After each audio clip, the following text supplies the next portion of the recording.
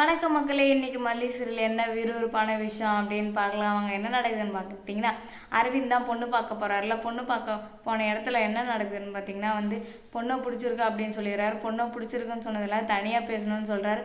தனியாக கூட்டின்னு போனால் அங்கே மல்லி யதார்த்தமாக கீழே குனிறா. கீழே குனிஞ்சோடனே மல்லியோட தாலி தெரிஞ்சிடுது. மல்லியோட தாலி தெரிஞ்சோடனே அரவிந்துக்கு ரொம்ப ஷாக் ஆகிடுது. என்ன பண்ணுறது ஏது பண்ணுறது, என்னங்க ஏற்கனவே உங்களுக்கு கல்யாணம் ஆகிடுச்சா, என்னங்க தாலி தொங்குது அப்படின்னு இவகிட்ட கேட்கும் போது திருன்னு முழிக்க ஆரம்பிச்சிடறா. அப்புறம் பாபு வந்துடுறாரு. பாபு வந்தோடனே என்ன உங்கள் தங்கச்சி ஏற்கனவே கல்யாணம் ஆகிடுச்சு அப்படின்னு கேட்கும்போது, இல்லை கல்யாணம்லாம் ஆகலை, அப்போ எப்படி தாலி தொங்குது அப்படின்னு கேட்கவும், தாலி ஏன் தொங்குதுன்னு பார்த்தீங்கன்னா அது எப்படி மல்லியா அப்படின்னு கோவமாக பாபு பார்க்க ஆரம்பிச்சிடுறார். அதுக்கப்புறம் எல்லா உண்மையும் நாகு சொல்லிடுறா. என்னன்னு பார்த்தீங்கன்னா, இப்படி தான் ஒரு வீட்டில் கேர்டேக்கராக இருந்தா குழந்தைக்கு ஒரு அம்மாவா அப்படின்னு சொன்னோன்னே, கேர்டேக்கராக இருந்தால எந்த குழந்தைக்கு எங்கே அப்படின்னு அவங்க அம்மா கேட்க ஆரம்பிச்சிடுறாங்க. அரவிந்த் அவங்க அம்மா, இந்த மாதிரி பொண்ணெல்லாம் எங்கள் குடும்பத்துக்கு ஆகாது அப்படின்னு சொல்லிடுறாங்க. கேர்டேக்கராக இருந்தால் ரொம்ப நல்லவளா மட்டும்தான் இருப்பாளா அப்படின்னு அவங்க அம்மா கொஞ்சம் நஞ்சம் பேச ஆரம்பிச்சிடுறாங்க. ஏன் ஒன்றுமே இருக்காது இவங்க ரெண்டு பேருக்குள்ளா அப்படின்னு சொல்லிட்டு, குழந்தைக்கு மட்டும் இருந்தாலா இல்லை அவங்க அப்பனுக்கு இருந்தாலான்னு அப்படி ஒரு மாதிரி அசிங்கமாக பேசணுன்னே பாபுக்கு ரொம்ப கஷ்டமாக போயிடுது.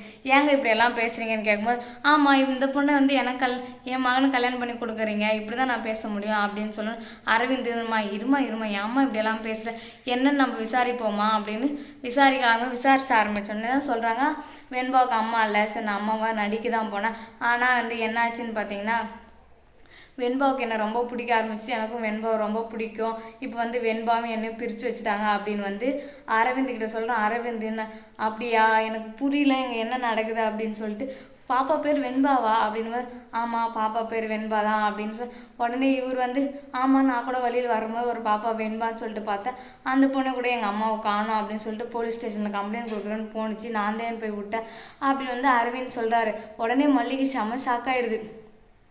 இந்த பொண்ணா பாருங்க அப்படின்னு ஃபோட்டோ காமிங்க. ஆமாம் இந்த பொண்ணு தான், இதுதாங்க என் பொண்ணு, நான் இந்த பொண்ணுக்கு தான் அம்மாவை நடிச்சிட்டு இருந்தேன் இவ்வளோ நாள், ஆனால் நான் உண்மையாகவே அவங்களுக்கு அம்மாவாக தான் இருக்கணும்னு ஆசைப்பட்டேன், அம்மாவாக தான் இருந்தேன், அதனால தான் அவளால் என்னை விட்டு பிரியவே முடியல அப்படின்னு சொல்லிடுறா மல்லி. சொன்ன உடனே அரவிந்த் இருந்து, சரி நீங்கள் அவங்க கூட ரொம்ப சந்தோஷமாக இருங்க அப்படின்னு சொல்லிட்டு அரவிந்த் போயிட்டு விஜய் வீட்டில் விடுறாரு. விஜய் வீட்டில் விட்டோன்னே விஜய்க்கு வெண்பாவுக்கு ரொம்ப சந்தோஷமாக போயிடுது. ஓடி மல்லியம்மா அப்படின்னு கட்டி பிடிச்சிடும். அதுக்கப்புறம் அரவிந்தை பார்த்துட்டு, தேங்க்ஸ் அங்கிள், கண்டுபிடிச்சி தந்துட்டீங்க, போலீஸ் கூட கண்டுபிடிச்சி தரல அப்படின்னு வெண்பா தேங்க்ஸ் சொல்கிறா.